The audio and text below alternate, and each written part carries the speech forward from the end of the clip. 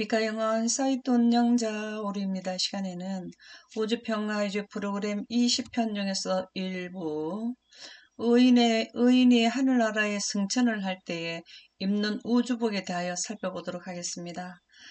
이 의인이 승천하는 상황도 사건도 스가랴 6장 13절에 의거하면 아버지 하나님과 아들 하나님께서 우주 태초에 아담과 하와가 선악과를 먹는 것을 보시고 영생에서 인생으로 전환된 인류를 다시 영생으로 전환시키는 의논을 하셨는데요.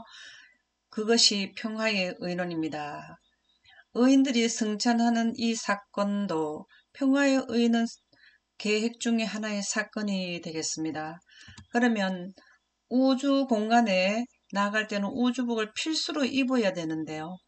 의인들의 영생 가는 자들의 우주복을 이해하려면 먼저 인류가 우주에 나갈 때 입는 우주복을 살펴보면 이해가 더 빠를 것으로 생각됩니다. 그러면 우주로 나간 그 우주인들이 설명을 한 것을 살펴보도록 하겠습니다. 이제 인간은 10분 만에 우주를 나가게 되었습니다. 지상에서 구경하는 우주선 발사는 장엄하고 멋진 일이 분명하지만 우주선 안에는 완전히 사정이 다릅니다. 소음도 엄청나고 몸이 심하게 흔들리죠. 기체 자체가 흔들립니다. 로켓의 추진 장치 때문에 우주선이 가만히 있지 않습니다. 공기 자체가 진동합니다. 그러므로 온몸이 흔들리고 요동치는 거죠. 작은 벽장에 들어가 있는 꼴인데 자석 벨트에 낙하산, 헬멧, 산소 마스크, 장갑 등을 모두 착용하고 있는 겁니다. 그런 장비를 달고 온몸을 흔드는 거예요. 답답한 장비들이 잘못되지는 않을까 걱정하면서요.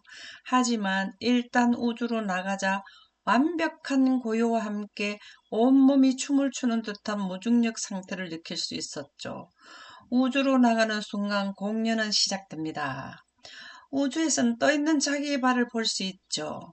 공기 저항이 없어서 시속 3만 킬로미터, 초속 8미터 정도로 걸을 수 있어요. 슈퍼맨이 되는 것도 어렵지 않죠. 이렇게 실제적으로 우주에 나갔던 분이 설명을 해 주셨습니다. 우주복을 입어야 하는 이유를 조금 전에도 말씀드렸지만 더 상세히 살펴보면요. 우주복은 입는 이유는 태양으로부터 오는 강렬한 태양광을 보호해주고 산소 공급을 해준다라고 기록되어 있습니다. 우주선을 우주로 쏘아 올릴 때 몸에 가하는 엄청난 압력과 온도 변화, 우주 공간에서의 무중력 상태 등을 견딜 수 있는 것은 우주복을 입고 있기 때문입니다. 우리 최초의 한국인으로서 우주인이 된 이소연 씨가 설명해 준 내용인데요. 우주선이 쏘아 올려질 때 이소연 씨가 입고 있었던 소콜, 이 소콜 우주복입니다. 약 10kg의 무게를 가지고 있는 이 우주복은 인체를 보호해주는 특수 장비를 갖추고 있습니다. 태양광에서 보호해주고 산소 공급, 특히 중요한 기능은 우주 비행사에서 산소를 공급해주는 것이죠. 우주선에 산소가 공급되지만 언제든지 비상사태가 일어날 수 있습니다. 그리고 또 우주복을 입는 이유는 혈액을 보호해준다. 높은 산에 올라가면 물이 빨리 끓습니다. 낮은 온도에서도요. 마찬가지로 우주 높은 고지에 올라가면 기압이 낮아지기 때문에 혈액이 끓는다고 보시면 됩니다. 몸속의 수분이 끓어서 기체로 변하기 때문에 몸에서 수분이 빠르게 감소하게 됩니다. 그래서 혈액을 보호해주기 위해서 우주복을 입는다라고 기록하고요. 그 다음에 태양광으로부터 보호를 받는다 그랬습니다. 인류의 마지막 미개척지 우주, 도저히 인간이 살 수 없는 혹독한 환경, 그곳에는 태양광으로부터 당신을 보호해줄 보호막 따위는 없다. 우주복을 입지 않으면 안 된다라는 말씀인데요. 그늘이라도 낮지도 않다. 그늘의 경우 영하 150도, 지구에서 가장 추운 곳보다 2배가 더 차다. 기압차로 인해서 혈액은 부글부글 끓어오르고 그것도 모자라 우주 공간에 돌고 있는 미세한 유성체들이 당신의 몸을 호시탐탐 노리고 있다. 그래서 태양광으로부터 그 다음에 우주의 미세한 유성체로부터 보호를 해주기 위해서 우주복을 입게 된다라는 말씀이 되겠습니다. 이 우주복도 선외 우주복과 선내 우주복이 있다라고 경험을 한 이소연 씨의 그 내용을 전해주는 내용을 들어보도록 하겠습니다. 우주에서는 숨을 쉬거나 몸의 형태를 유지해주는 압력이 부족하잖아요. 옷을 입은 상태에서 옷 내부에서 압력을 유지시켜주고 호흡할 수 있는 산소를 공급해줘야만 돼요. 우주에 나가서는 말할 것도 없죠. 바깥이 진공이기 때문에 우주복이 진공 탱크처럼 안에 있는 산소를 잡아주는 거죠. 호흡할 수 있는 우주복 없이는 안심하고 타고 가기는 힘듭니다. 이렇게 설명을 해 주었습니다. 그리고 또 우주복에는 아주 가는 파이프들만 만들어진 옷을 입어요. 그 파이프에 물이 지나가면서 체온을 유지해주고 그 다음에 또 겹쳐 입고 우주복을 입고 해서 우주복 자체가 하나의 소형 우주선이라고 생각하시면 됩니다.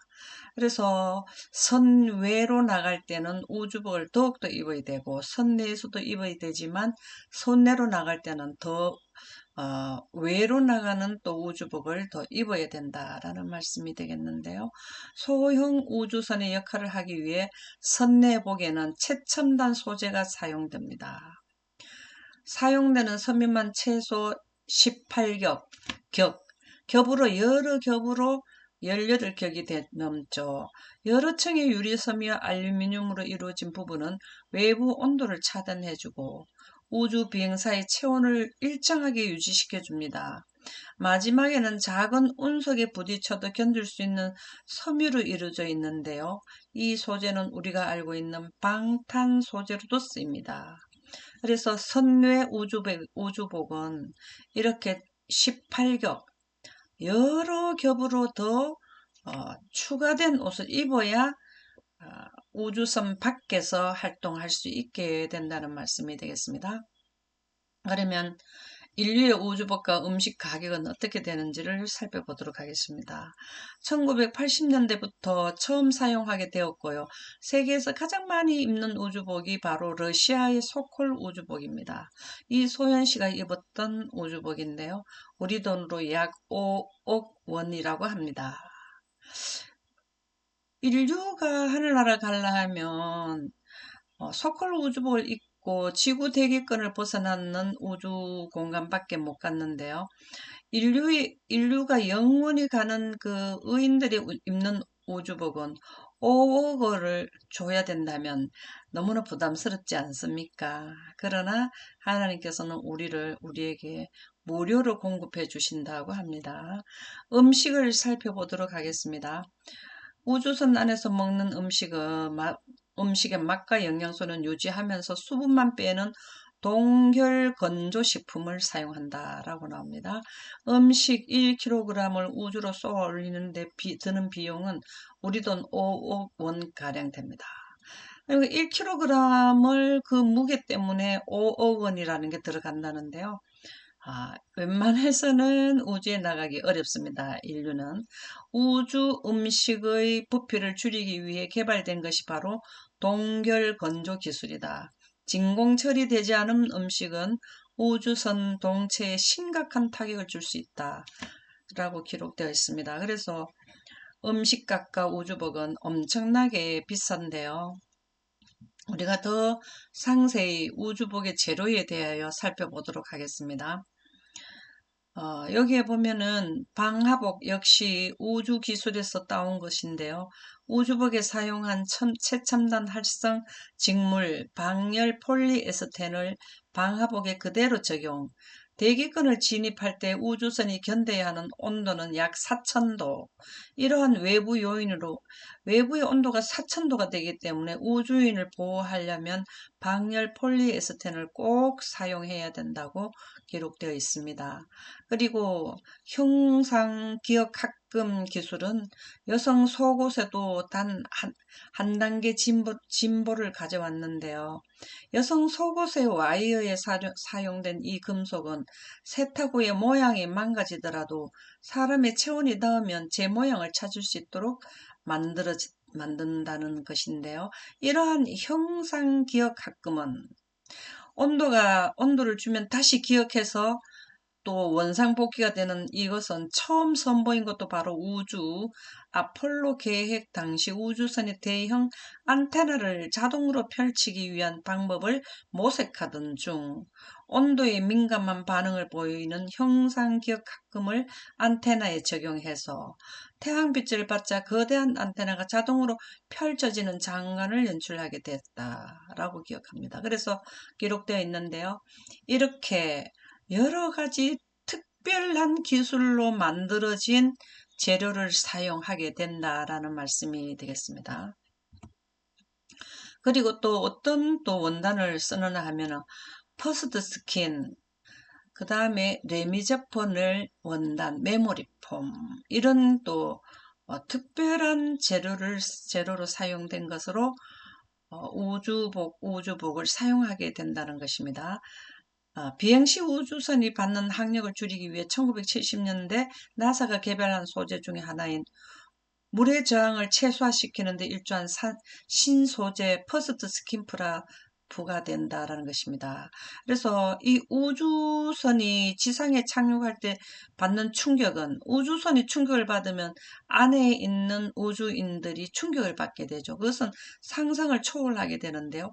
이를 위해 나사에서는 그 충격을 최소화하기 위해 우주인들이 지상에 착륙할 때에 엄청난 충격을 최소화하기 위해서 탑승 의자에 신소재를 사용했는데 이것이 바로 우리 생활 주변에서 흔히 볼 수 있는 메모리폼. 점성이 낮은 일반 스펀지와 달리 나사에서 개발한 메모리폼 스펀지는 밀도는 높지만 탄성이 낮아서 아무리 강한 충격도 95% 이상 흡수할 수 있다. 그래서 의자에 이 메모리폼을 쓴다라는 것입니다. 이렇게 그 실내에서나 우주선 내에서나 외에서 입는 우주인들이 입는 옷에 대하여 우주복에 대해서 살펴보았습니다. 그러면 인류의 우주복의 재료와 그 우주에 나가면 발생되는 모든 상황에 맞추어서 그 조건에 맞춰서 우주복을 제작을 했는데요. 영생자들은 하느님께서 지구 밖에만 출지구만 하는 것이 아니라 은하계도 벗어나야 되는 이러한 우주복을 주시는데요. 영생자들의 우주복은 사람이 직조해서 18겹 이상으로 특별 재료를 사용해서 한 그런 옷으로는 블랙홀이나 은하계 자체에서 끌어당기는 중력을 이겨낼 수가 없습니다. 그래서 하나님께서는 특수 제작을 해주셔서 직접 하나님이 해주신 옷이 바로 빛의 옷이 되겠습니다. 그러면 계시록 3장 5절 18절에 보면 이기는 자는, 이 말씀은 지구의 중력을 이기는 것은 빛으로 옷을 입혀줄 텐데요. 그것은 하나님의 말씀을 순종해서 사망을 이긴 자를 의미합니다. 이와 같이 흰옷을 사서 입을 것이요 내가 너를 권하노니 내게서 불로 연단한 금을 사서 부요하게 하고 흰옷을 사서 입어라 그랬습니다. 우리는 여기서 산다 하니까 또 5억 원을 줘야 되는지 10억 원을 지구 대기권 밖에만 갔다 오는데 소콜 우주복은 5억인데요. 우리는 우주 전체 130억 강년을 자유자재로 다닐 수 있는 이러한 특수 우주복을 입으려면 여기도 사라 했는데요. 여기서 사서라는 의미가 바로 뭐냐 하면요. 흰옷은 빛나다 빛의 옷인데요. 이거를 우리 보고 사라 했습니다. 그 뜻을 살펴보면은요. 헬라어로 아고라조인데요. 구속하다. 피 흘림으로 완전히 지불난 그리스도의 보증. 이 말씀은 평화의 의논을 우주 태초에 아버지 하나님과 아들 하나님께서 이 평화의 의논 대 프로그램을 계획하셨는데 그 중심에, 구속의 대경륜의 중심에 예수님의 십자가가 있습니다. 십자가에서 예수님이 피를 흘리셨는데요. 우리의 모든 죄를 대속하시고 부활하셨을 때 하나님의 영광으로 부활하셨습니다. 이 내용을 이해하는 것을, 예수님께서 우리에게 빛으로 옷을 입힐 것을 보증해 주셨는 것이 십자가와 부활이 되겠습니다. 그래서 예수님께서 이미 우리 옷을 다 준비해 놓고 주신다는 약속이 있는 것이 바로 흰옷을 사서 입어라는 말씀이 되겠는데요. 그래서 영생자들은 예수 그리스도께서 십자가상에서 온 인류에게 하나님의 아담과 하와가 선악과 먹고 영생하는 빛의 옷의 재료가 되는 하나님의 영생하는 빛을 등지고 거절했는 것을 예수님은 십자가에서 다시 지구에 개통시키셔서 그 개통된 하나님의 개통시키는 그거를 증명하시는 것이 예수님이 부활하실 때에 영광이 임해서 그 영광 가운데서 예수님께서 부활하셔서 빛으로 옷을 갈아입고 승천하셨습니다. 이것을 믿는다는 거죠. 이게 구속하다라는 말씀이 되겠습니다. 그리스도께서 이미 그것을 믿는 자에게는 보증을 해주셨는 옷이 바로 우주복의 영생자들의 우주복인 빛의 흰옷이 되겠습니다. 인류의 빛 186쪽에 보면 그 입에 거짓말이 없고 흠이 없는 자들이더라. 이 말씀은 14만 4천인들을 의미하지만요. 영생자들은 다 이 내용을 그대로 하는 분들입니다. 이는 큰 환란에서 나오는 자들인데 여기에서 의미하는 것은 14만 4천인들인데요. 어린 양의 피에 그 옷을 씻어 이 말씀입니다. 흰 옷을 사서 산 분들이 되겠는데요. 5억을 주고 산 그런 분이 아니라 이 원칙을, 영생가는 원칙을 이해한 것을 말하는 거죠. 피로 그 옷을 씻어 희게 하였느니라. 그러므로 그들이 하나님 보좌 앞에 있고 또 그의 성전에서 밤낮 하나님을 섬기게 될 것이다. 14만 4천인들은 새 예루살렘의 어린 양의 보좌에서 예수님을 측근에서 보필 하게 된다라는 말씀이 되겠는데요. 여호와의 교훈은 정직하며 마음을 기쁘게 하고 여호와의 계명은 순결하여 눈을 밝게 하도다. 이를 지킴으로 상이 크니이다.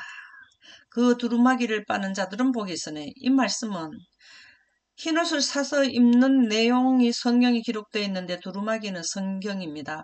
성경의 말씀을 영생하는 원칙을 이해하는 자들을 두루마기를 빠는 자들이다. 무슨 복이 오느냐? 영생복이 오는데 그것은 바로 빛으로 옷을 입는 복을 주신다는 것인데요. 이는 저희가 생명나무에 나아가며 생명나무는 에덴 동산에 생명나무가 있었는데요. 지금 셋째 하늘에 철수되어서 거기에 새 예루살렘을 건축을 하셨습니다. 그래서 생명나무에 나아간다는 건 새 예루살렘 안에 있는 생명나무에 나아가서 생명과를 먹게 된다라는 말씀이 되겠습니다. 문들을 통하여 성에 들어갈 건설을 얻으려 함이라. 예루살렘 성에 들어가게 되는 복을 받게 된다라는데 무엇을 입고 가느냐? 우주복인 빛의 옷을 입고 가게 된다라는 말씀입니다. 그러면 우주복을 제공해 주시는 분은 누구냐?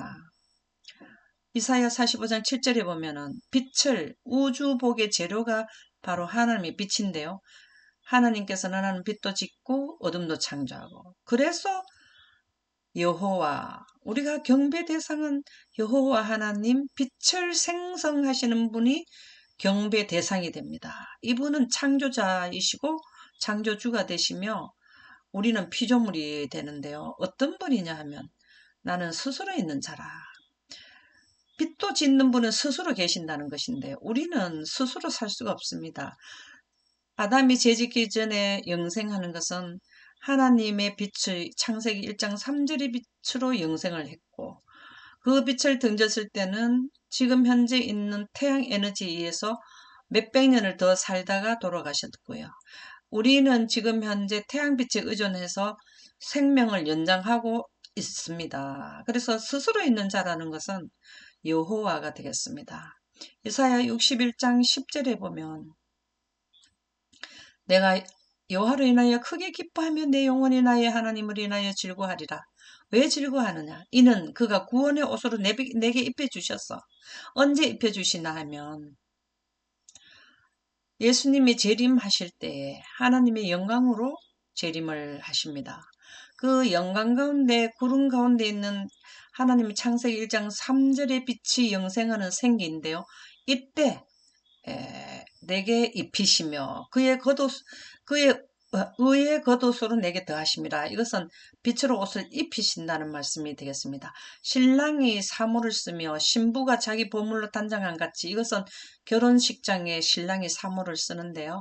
예수님이 재림을 하게 되면은 예수님께서 신부인 우리를 데리러 영생자들, 의인들을 데리러 오시는 것을 의미하죠. 그때 뭘 입혀주시나 하면은 혼인예복, 여자들은 드레스를 입고 신부는 드레스를 입고 이것이 바로 흰옷인 하나님께서 구원의 옷을 입혀주시는 것이죠. 여기 보면 겉옷이라 하는 것은 외투, 의복을 의미하는데요. 대제사장이 입은 것으로 에봇을 덮는 제복 중의 일부라 그랬습니다. 여기에 보면 흰옷 위에 또 대제사장은 여기 에봇에다가 12보석이 있는데요. 이 12보석은 무엇을 상징하나 하면 하나님의 가시강선 영광을 상징합니다. 그래서 이 대제사장이 입었는 의복은 바로 영광으로 구원의 옷을 예수님의 재림 때 입혀주신다는 것을 우리에게 교훈을 주고 있습니다. 그러면 예수님께서도 빛으로 옷을 입으셨는가를 한번 살펴보도록 하겠습니다. 마가복음 9장 3절 그 옷이 강체가 나며 세상에서 빨래하는 자가 그렇게 희게 할 수 없을 만큼 심히 휘어졌더라. 여기 보면 빛의 옷을 입으셨다는 건데요. 이때가 언제냐 하면 예수님께서 변화산상에 제자들에게 하늘나라에 가려면 사는 자들은 하나님의 빛으로 옷을 입어야 된다는 교훈을 주시기 위해서 제자 세 분을 데리고 변화산상에 가셨을 때 상황입니다. 그때 보면 예수님께서 기도하실 때 용모가 변화되고 그것이 휘어져 강체가 나더라. 이 내용에 보면 예수님께서 제자들에게 하늘나라를 보여주시고 하늘 아래 사는 자들이 입는 의복은 이런 옷이라는 것을 보여주시기 위해 데리고 가셨는데 기도하실 때 엘리야 모세가 하나님의 영광의 구름을 타고 내려오셔서 캄캄한 한밤중에 변화산에 하나님의 영광으로 환하게 비춰졌을 때 예수님께서 기도하고 일어나실 때 빛으로 옷을 갈아입는 그러한 광경이 기록되어 있습니다. 그래서 제자들에게 하늘나라에는 지금 인류가 있는 이런 옷이 아니고 예수님께서 영광 가운데서 입혀주시는 그 옷을 입어야 하늘나라에 산다는 초자연적 시스템을 설명해 주셨습니다. 그때 예수님께서 먼저 모본 예를 들어서 제자들에게 보여주시는데요. 빛으로 옷을 갈아입는 모습이 기록되어 있습니다. 히브리서 4장 14절에 보면 승천하시니 곧 하나님의 아들 예수시라. 이 승천하실 때 뭘 입으셨나? 하나님의 빛으로 옷을 갈아입고 예수님께서도 빛으로 옷을 갈아입으셨습니다. 그래서 승천하시게 됐는데요. 그러면 예수님만 빛을 옷을 입느냐라는 말씀이 아니라 하나님도 아버지 하나님도 천사도 하늘나라의 영존자들은 다 옷이 무슨 옷이냐면 빛의 옷을 입게 됩니다. 그러면 아버지 하나님께서도 어떤 옷을 입는지 기록된 말씀을 본다면요. 에스겔 1장 28절에 보면 하나님의 보좌를 의미합니다. 하나님의 보좌의 사면이라는 동서남북 어라운드 전체에는 광채가 나오는데요. 이런 빛이 쫙 나오는데요. 비 오는 날 구름에 있는 무지개 같은 이 무지개가 가시광선입니다. 하나님의 빛 중에서도 영광은 가시광선이거든요. 그래서 이 영광이 바로 무지개입니다. 가시광선. 태양빛의 가시광선 무지개. 하나님의 빛 중에 영광도 무지개라는 것이죠. 그래서 영광의 형상의 모양이라. 그래서 여호와의 영광의 형상의 모양이 어디에서 나오냐면은 하나님의 보좌에 있더라는 것인데요. 그 영광으로 옷을 같은 하나님의 영광으로 옷을 입었다는 말씀이 시편 104편 1절에서 2절에 나오는데요. 영광의 옷은요. 존귀와 권위의 옷입니다. 심히 하나님은 위대하신데요. 왜 위대하시냐? 종기의 옷, 건의의 옷이기 때문에 그랬습니다. 그 옷이 바로 주께서 옷을 입은 같이 빛을 입으셨다. 하나님은 빛으로 옷을 입게 됩니다. 그래서 마태복음 28장 2절에서도 3절에 보면 천사들도 빛으로 옷을 입은 것을 설명해 주고 있는데요. 그의 주의 천사가 하늘로서 내려와 돌을 굴러내고 그 위에 앉았는데 그 형상이 번개 같고 그것은 눈같이 희건을 흰 옷을 입었다. 이 희다라는 건 루코스, 빛나다라는 의미가 되겠습니다. 그래서 의인이 우주복을 입는 환경은 영광 가운데서 빛으로 옷을 갈아입게 되는데요. 그 내용이 시편 17편 15절에 나옵니다. 나는 의로운 중에 의로운 중이라는 것은 우리가 부활하는 환경은 어두워 갈 때 하나님께서 정한 한 날이 있는데 어두워 갈 때 빛이 있으리로라 하는 이 말씀은 하나님의 영광이 어두워질 때라는 것은 대기권에 있는 하늘이 종이축같이 말려가서 공기가 떠나갈 때에 하나님의 영광이 들어와서 태양빛이 적용되지 않는 환경에 하나님의 빛이 적용되어져서 지구 전체를 보처럼 쌌을 때를 의미합니다. 이것이 부활 환경인데요. 나는 의로운 중에라는 이 부활 환경에 주의 얼굴을 보리니 예수님께서 일곱째 재앙 때 내려오시죠. 깰 때에 주의 형상으로 만족하리라. 죽은 자들도 눈을 떠보니까 깨어라 깨어라 해서 눈을 떠보니까 그 주변에는 하나님의 영광만 확 차 있더라는 것이에요. 그러는데 그 영광을 깰 때 그 영광 가운데 있다 보니까 주의 형상은 바로 무지개, 가시광선, 빛으로 옷을 입게 되었더라는 것이죠. 그래서 주의 형상으로 만족했다. 최고의 만족이죠. 왜? 죽음이 없기 때문에. 시편 34편 5절에 보면 저희가 주를 앙망하고 여기서 지구 전체 각 나라에 있는 모든 의인들이 죽었다가 부활한 자들이 주를 앙망하니까 강철을 입었다 그랬습니다. 빛으로 옷을 입었는데요. 그 얼굴이 영영이 부끄럽지 아니하로다. 여기 영영이 부끄럽지 않다라는 것은 부끄럽다는 것은 뭔가 부족해서 잘못됐다라는 것을 의미하는데요. 우리가 인류의 삶은 질병과 고통과 고난과 죽음, 아픔, 슬픔 이런 것들이 우리가 경험을 하면서 사는데 그 자체가 다 없어지게 되는 것이 빛으로 옷을 입게 된 것이 영영이 부끄럽지 아니하리로다라는 의미가 되겠습니다. 그러면 우주 영생자들이 입는 의인들이 입는 의주복의 이름 우주복의 명칭을 하나씩 살펴보도록 하겠습니다.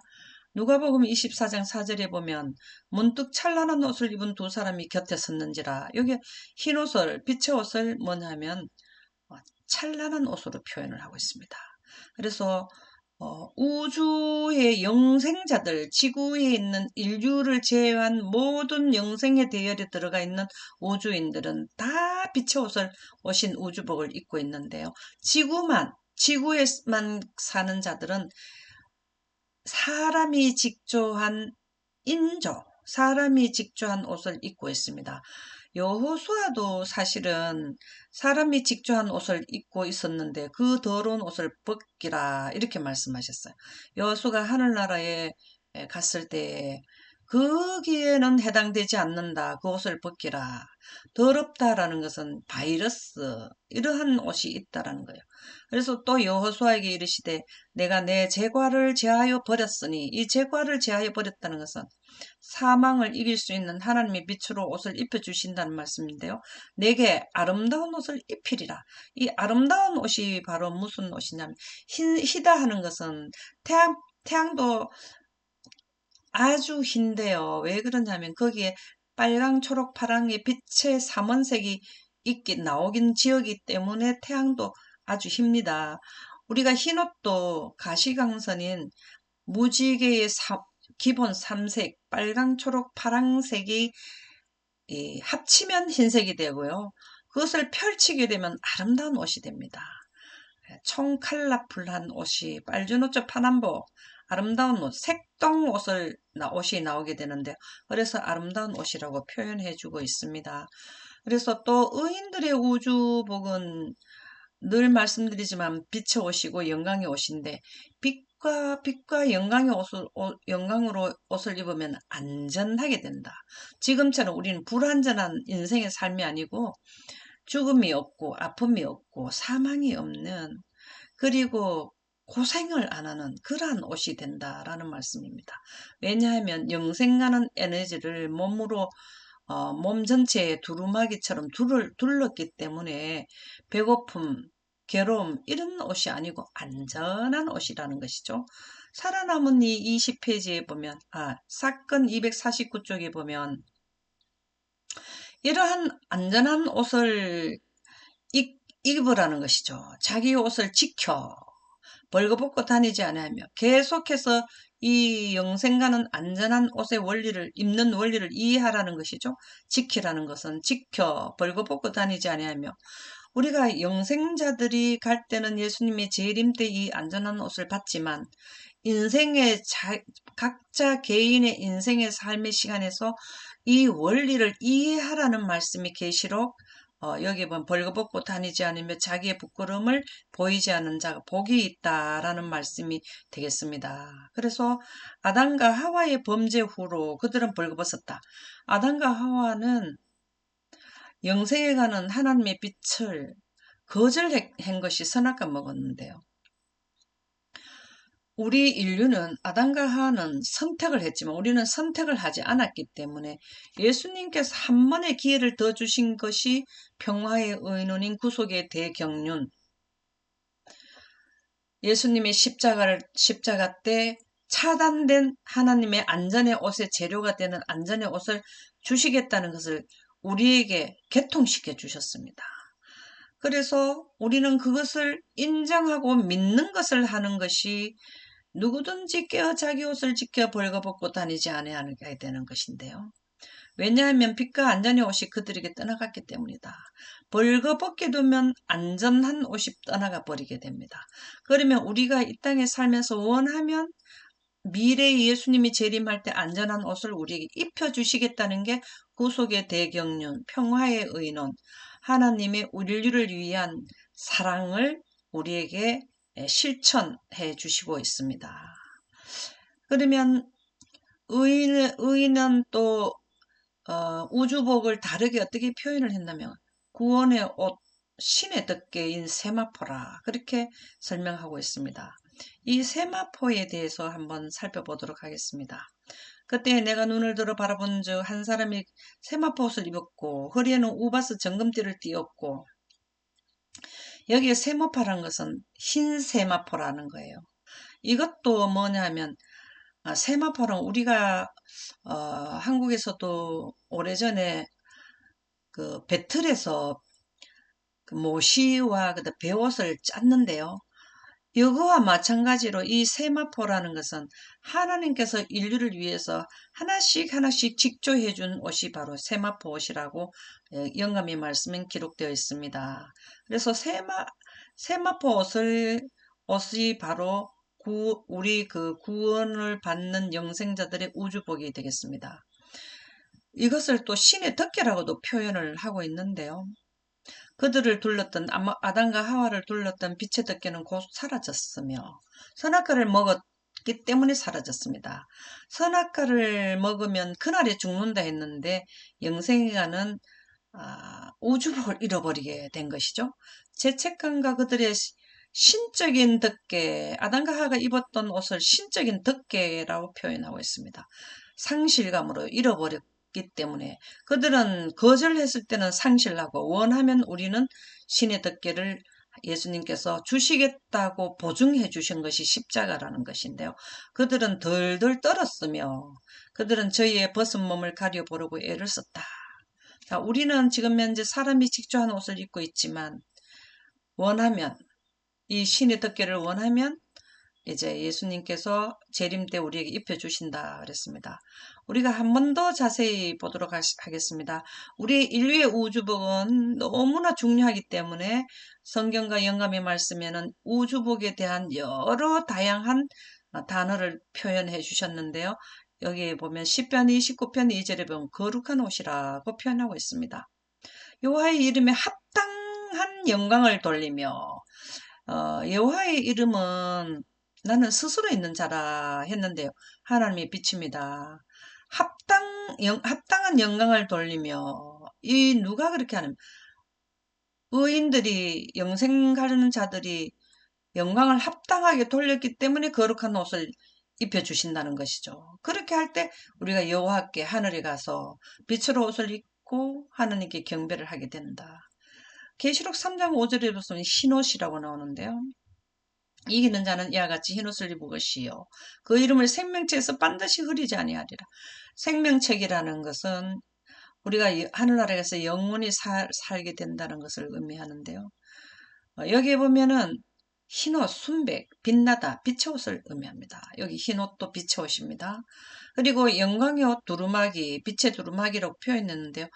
이 무구한 부분은 아무런 인조의복을 입지 않았다. 선악과 먹기 전에는 사람이 직조한 옷을 입지 않았는데 그들은 천사들처럼 빛과 영광의 옷을 입고 있었다. 하나님께서 직조한 옷을 입고 있었다. 그 말이 되겠습니다. 그래서 이 빛이 두루마기를 계속 그들을 돌렸다. 뭘 할 동안? 하나님께 순종하는 생활을 하는 동안 선악과를 먹기 전까지는 빛의 두루마기를 계속 입고 있었다. 그래서 이 아담은 지구에서 셋째 하늘에 1500강년이나 넘는 셋째 하늘을 왕복할 수 있는 자유롭게 다닐 수 있는 옷을 빛의 두루마기를 입고 있었습니다. 그러나 선악과를 먹고 난 뒤에는 이제 지구의 중력에 끌어당기는 중력을 이길 수 있는 속도를 상실했기 때문에 지금 현재 우리 인류와 같이 하늘에 못 가게 되게 된 것인데요. 우리가 영생 가는 의인들이 하늘에 갈 때는 구름을 타고 갑니다. 예수님도 구름을 타고 재림을 하시고요.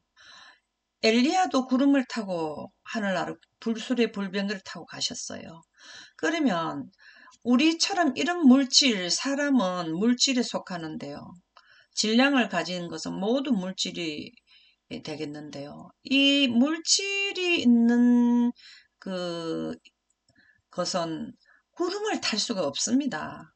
그러면 우리는 어떻게 해서 구름을 타는지 그것을 한번 과학자들의 설명을 통해서 이해를 돕도록 하겠습니다.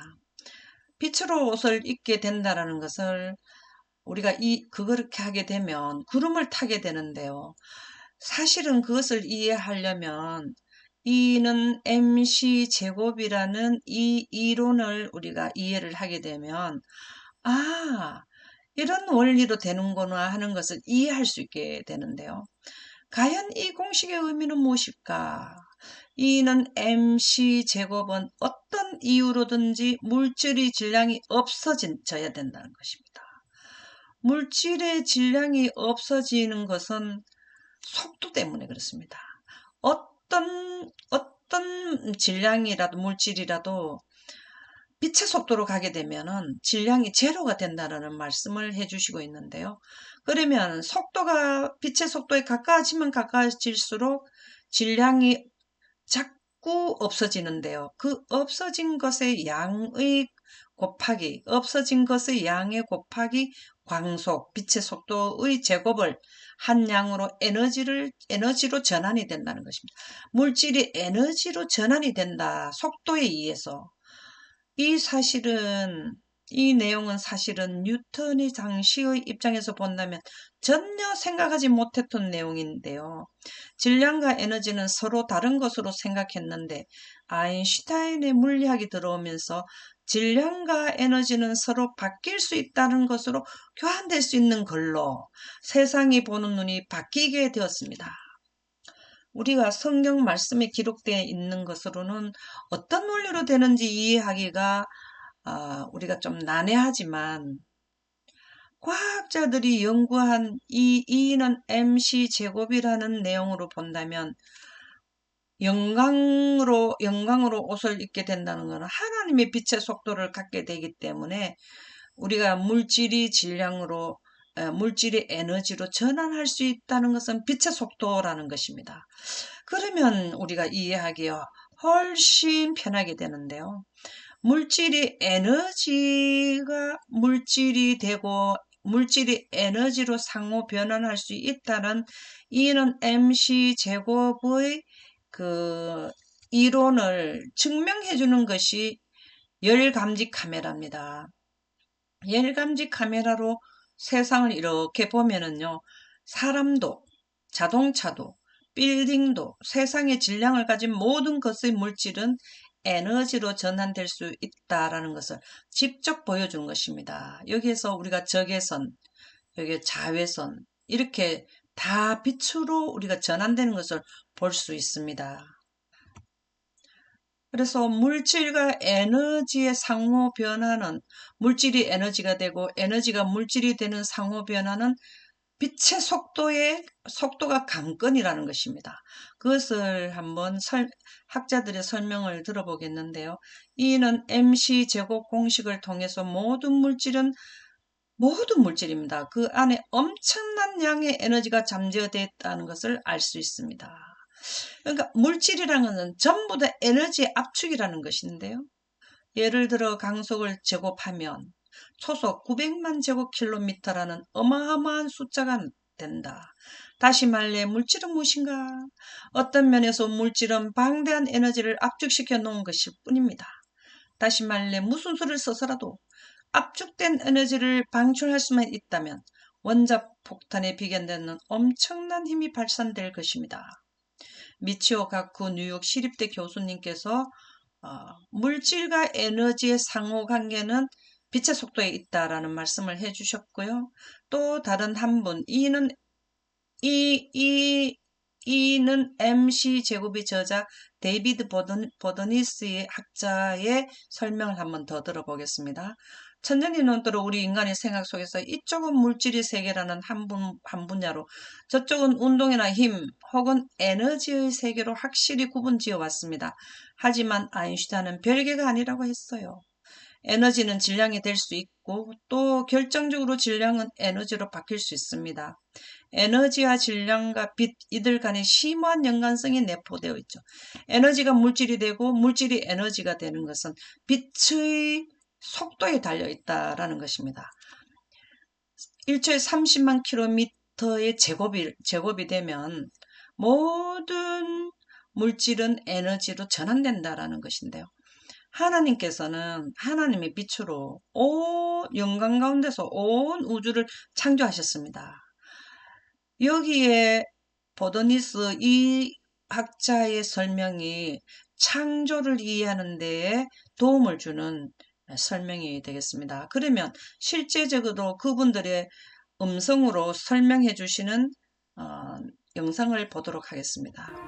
천년이 넘도록 우리 인간의 생각 속에서 이쪽은 물질의 세계라는 한 분야로, 저쪽은 운동이나 힘 혹은 에너지의 세계로 확실히 구분지어 왔습니다.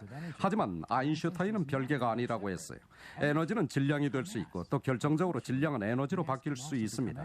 에너지와 질량과 빛, 이들 간에는 심오한 연관성이 내포되어 있죠. E는 MC의 제곱. 이 간단한 방정식을 통해 우리 우주 안의 모든 물질은 그 안에 엄청난 양의 에너지가 잠재되어 있다는 것이 밝혀졌습니다. 예를 들어 빛의 속도인 광속은 초속 30만 킬로미터입니다. 이걸 제곱하면 초속 900만 제곱킬로미터라는 어마어마한 숫자가 되죠. 다시 말해 물질이란 무엇인가? 어떤 면에서 물질은 그저 방대한 양의 에너지를 압축해 놓은 것일 뿐입니다. 달리 말해 무슨 수를 써서든 이 펜 속에 압축된 에너지를 모두 방출할 수만 있다면은 원자폭탄에 비견되는 엄청난 힘이 발산될 것입니다. 그래서 설명을 들어보신 것과 연관을 해서 본다면 하나님의 영광은 질량을 에너지로, 우리의 물질을 에너지로 상호 변환시킬 수 있는 환경이 됩니다. 그것은 성경과 영감의 말씀과 일반 과학자들, 천연계를 연구하는 일반 과학자들의 말씀을 연결해서 본다면 이해가 됩니다. 그것을 한 번 더 보도록 하겠습니다. 세상은 에너지와 질량이 있는 물질, 이렇게 두 세계로 이루어져 있다. 우주 전체에는 에너지가 74%, 물질이 26%인데요. 일반 물질의 4%가 되는데 이 일반 물질은요, 사람, 나무, 돌, 콘크리트 이런 것이 일반 물질이 되겠습니다. 그래서 두 세계는 서로 아인슈타인이 등장하기 전까지는 두 세계는 서로 다른 영역으로 아무런 관련이 없다라고 했는데요. 1905년 아인슈타인은 E는 mc 제곱에서 에너지와 물질의 세계를 연결한다 그랬습니다. 이 연결을 위해 그가 이용한 끈은 바로 빛의 속도였다. 하나님께서는 빛을 생성하시고 빛 자체이신데요. 모든 물질은 에너지, 하나님의 빛의 에너지로 물질을 만드셨습니다. 그래서 하나님이 말씀으로 천지를 창조하시게 되는 것은 이 말씀은 어디에서 나오나 하면 하나님의 영광은 구름과 하나님의 빛인데요. 하나님의 영광 가운데서 말씀이 나오는데 거기에서 모든 물질의 재료인 원소를 영광 가운데서 생성하시고 또 생성된 영광을 융합하시고 그 융합된 모든 원소들을 하나님께서는 사물로 나타나게 하십니다. 그래서 아인슈타인의 E는 mc 제곱은 에너지로 물질을 하나님께 창조하시고 이 물질이 우리 지구의 사람들처럼 죽을 수밖에 없는 식물과 지금 현재 인류들은 죽게 되면 원소로 돌아가게 되고 이렇게 해서 그 원소의 본질은 하나님의 빛이고 하나님께서는 우리에게 이러한 교훈을 말씀으로 주셨습니다. 고린도후서 3장 18절에 보면 우리가 다 수건을 벗은 얼굴로 거울을 보는 것 같이 주의 영광을 보매 그와 같은 형상으로 향하여 영광에서 영광에 이르니 곧 주의 영으로 말미암습니다. 이 말씀은 예수님이 재림하셨을 때에 죽었던 의인들이 부활하는 환경을 말하는데 그것은 영광 가운데서 부활을 합니다. 그러면은 영광은 구름에 하나님의 빛이 결합된 것을 영광이라 하는데요. 구름에 하나님 빛 광채가 나오는데요.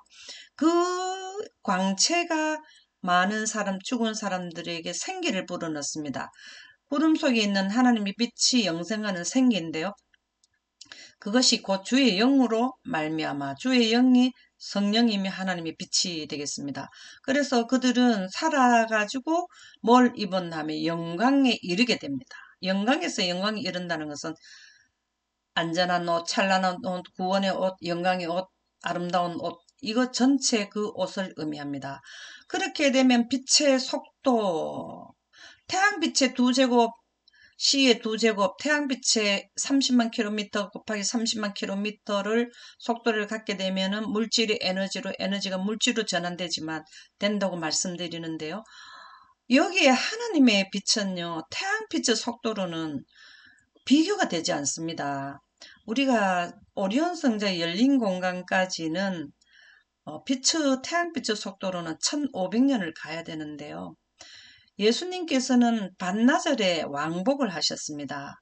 하나님의 빛의 속도는 반나절에 새벽에 가서 정오에 돌아오셨는데요. 반나절에 3000광년, 태양빛에 3000광년 되는 데를 그냥 반나절에 다녀오셨습니다. 그러면 물질이 에너지가 되고 에너지가 물질이 되는 빛에 상호관계되는 빛으로 옷을 입었기 때문에 구름을 탈 수 있게 되는데요.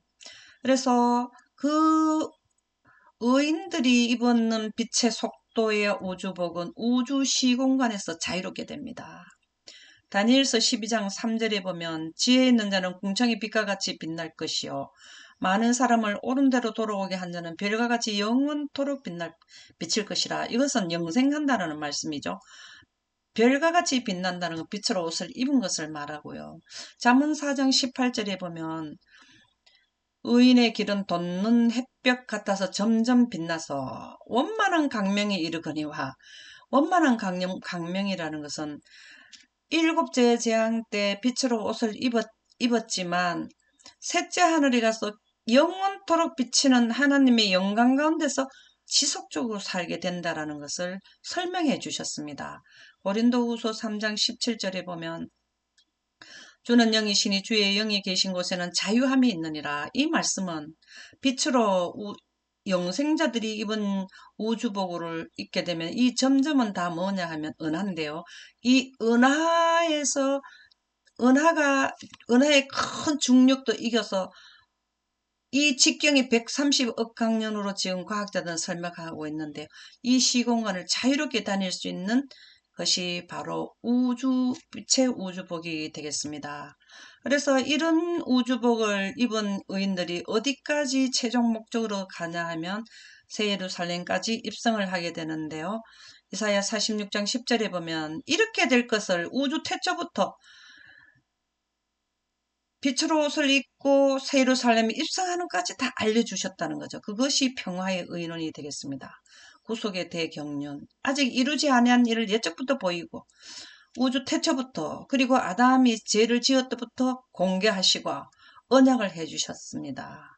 이르기를 나의 뜻이 설 것이니 어디에 새 예루살렘에 들어가는 것까지 하시겠으니 내가 나의 모든 기뻐하는 것을 이루리라.